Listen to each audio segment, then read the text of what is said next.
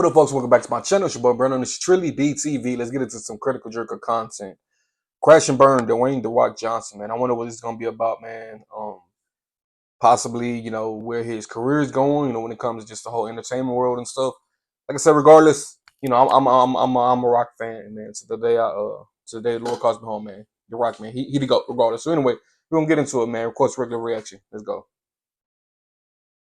Just like people, Hollywood meltdowns come in all different shapes and sizes. On the one Uh-oh. hand, there's the spectacular implosions of Joss Whedon and Brie Larson, who reached the height of fame and success only to fall from grace in dramatic fashion. That's Brie Larson On the other now? hand, there's the Rachel Zeglers of the world, whose egos far outshine, who reached the height of fame and success only to fall from grace in dramatic fashion. On the other hand, there's the Rachel Zeglers of the world, whose egos far outshine their talents and accomplishments, killing their careers before they even get off the grounds. But there's another kind of crash and burn, dear viewer. Don't do it to The Rock, man. Come on now. Train wreck where you can see the pieces falling off even as it keeps plowing forwards until finally the whole thing derails and comes crashing to a halt. Which brings me neatly along to the story of Dwayne Douglas Johnson, better known as The Rock. A man who once dominated the box office with the same intensity as he ruled the wrestling ring. Possibly the biggest and most marketable celebrity on the planet, who seemed to be everywhere, doing everything and beloved by everyone. I love that movie, by the way, too. A man whose constantly upbeat, larger-than-life persona masks the hidden world of greed, ego, lies, and hubris. A man so addicted to success and fame that it ended up consuming him. A man for whom the world itself was simply not enough. So join me for another episode of Crash and Burn as I tell you the Dwayne Johnson story.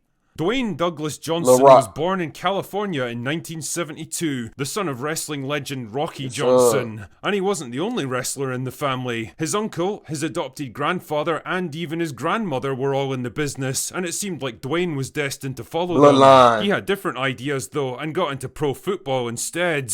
I mean, the guy was an absolute fucking unit, 6'5" and 250 pounds at like 18 years old, so who can blame him? He was a good athlete for sure, but he never quite reached the big time in football and finally got cut loose after 4 years in the sport. With no high school qualifications and not many other options, he turned instead to wrestling, used his family connections to fast track his way into the business, and made his debut in the WWE the following year, wrestling under the name Rocky Maivia. And on paper at least it seemed like a great idea. His dad had been a fan favourite, he was young and athletic, and he was wrestling as a babyface, the kind of guy you're normally supposed to cheer for. Instead it turned into a fucking disaster. The fans could smell a manufactured star a mile away, they hated his generic good guy persona, and the harder the WWE tried to push him, the more they rebelled against him. And when Dwayne was sidelined with a knee injury, it seemed like his wrestling career was over. Instead, he came back a few months later with a completely different personality, playing a cocky, arrogant heel, calling himself The Rock. He shit-talked everyone around him, constantly referred to himself in the third person,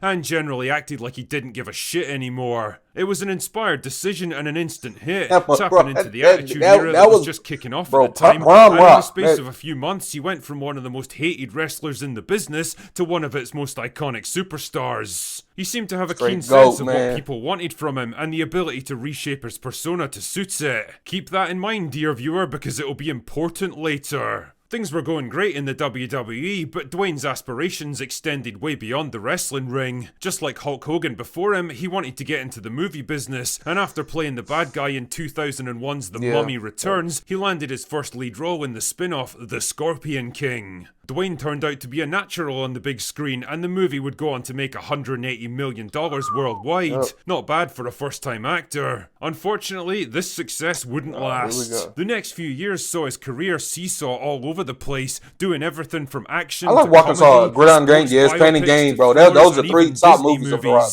None of it was really working though. Most of his projects either flopped or barely broke even. Just like his early wrestling career, he couldn't quite find the persona that worked for him. Was he supposed to be a tough, no-nonsense hard man, a family-friendly comedy actor, a commercial action star, a villain, a hero? Well, the answer finally came in 2011 when he joined the Fast and the Furious franchise, which itself was going through a bit of a redemption arc after struggling for Yep. years to figure out what it was supposed to be. His character Luke Hobbs was an instant hit with fans, tapping into the same charismatic anti-hero persona that had made The Rock so popular in wrestling a decade I want earlier. to say that's when From then like on, The Rock the Dwayne disappeared for like a Johnson couple hype months train was in Hollywood finally and in the running media, at full speed, and a wave of and he big just budget, came back highly on successful 2011 action Fast and movies Furious. followed. And For years, swallowed them Hollywood up. I was producers like, had been looking for the next Arnold Schwarzenegger, the next definitive action star who would shape a whole generation of movies, and in Dwayne Johnson, it seemed they'd finally found what they were looking for. He was big and muscly, he was charismatic, he was marketable, he could navigate interviews and film junkets like a seasoned pro, he was cool enough to appeal to adults, but clean cut and inoffensive enough to appeal to kids and families. He was somehow able to be everything to everyone and make it look easy. If Disney somehow made movie stars instead of movies, Dwayne Johnson is pretty much what they would churn out,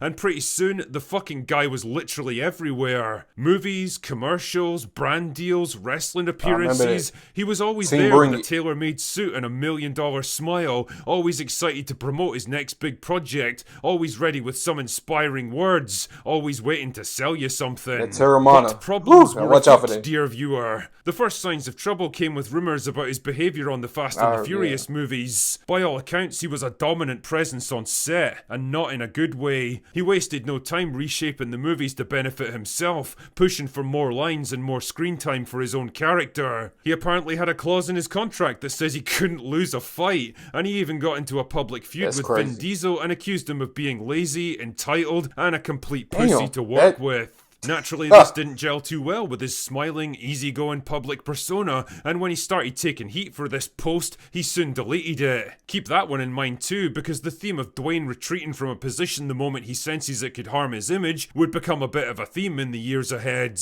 The idea of him being an asshole on set would really come up during the filming of Red 1, where apparently he'd routinely show I up late low-key for forgot filming about that with no movie, I ain't gonna lie. explanation or apology. And I don't just mean 30 or 40 minutes late, I mean 7 or 8 hours. Jesus, that's basically an entire working day for normal people. These constant delays pushed back the schedule by weeks and added about $50 million to the film's budget. The weirdest thing about all this though was the piss story. Rather than just going to the bathroom to take a leak like a normal person, Dwayne insisted on pissing into plastic bottles right there on set and handing them off to the crew to deal with.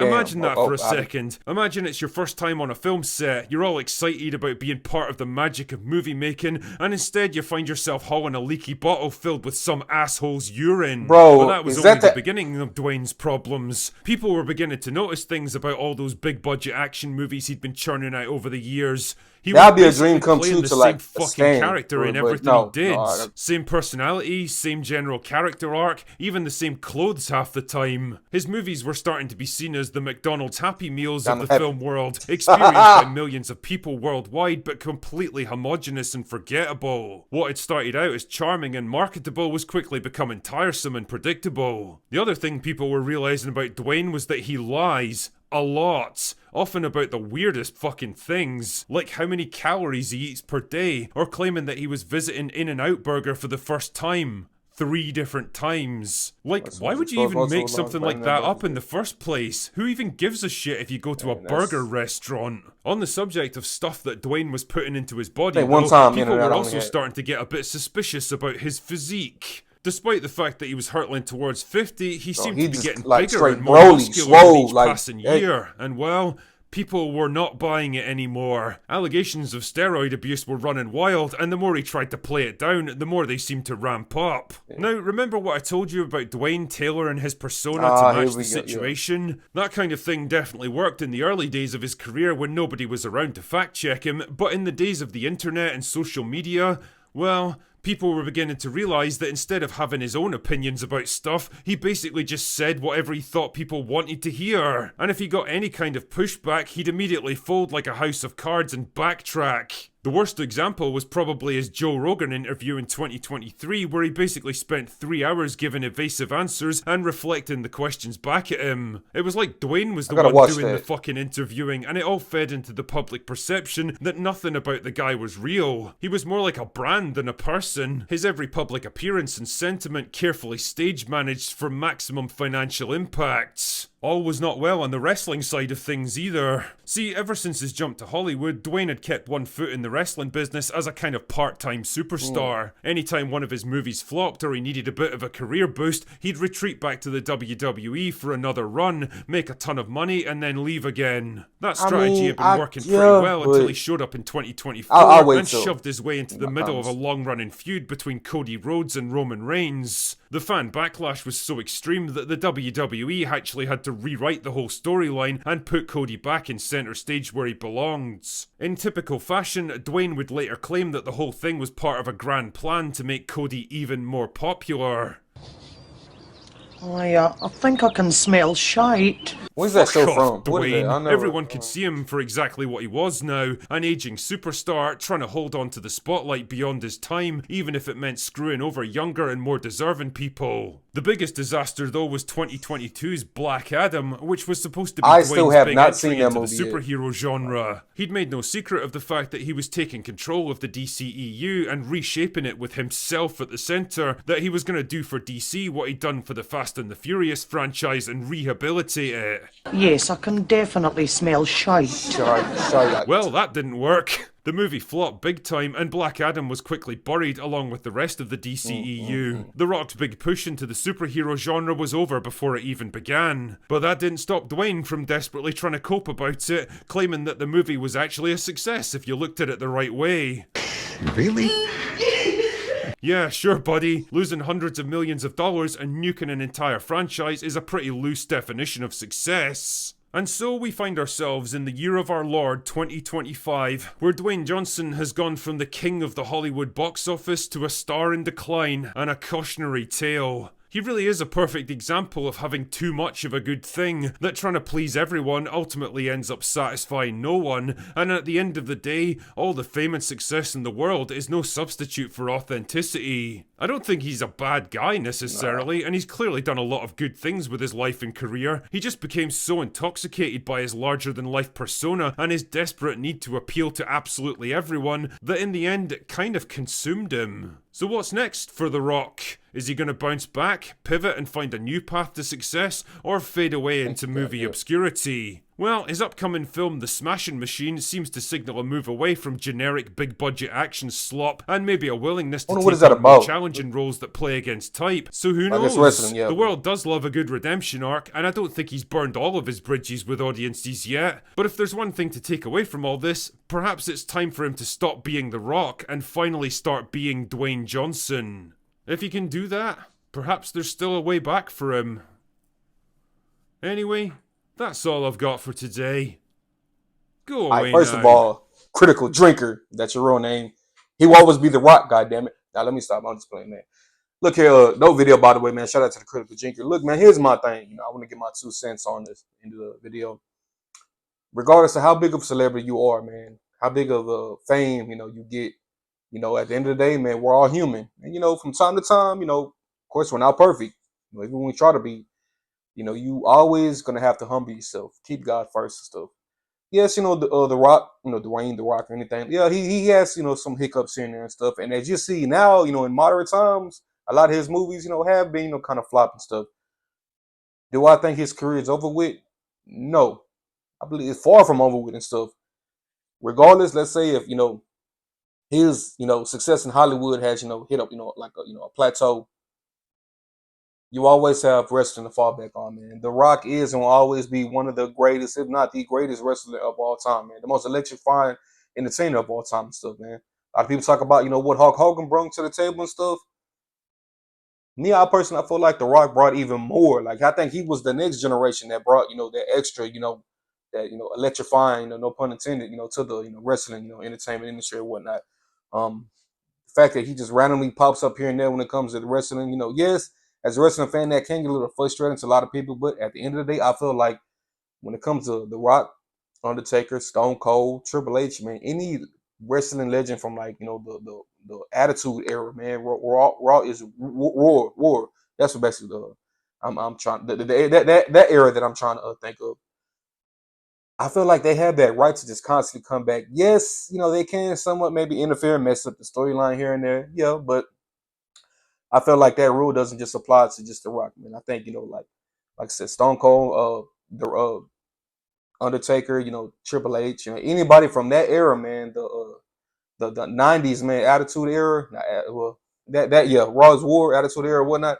I feel like they can easily, man, come back constantly and do that and stuff. But that's just my thing.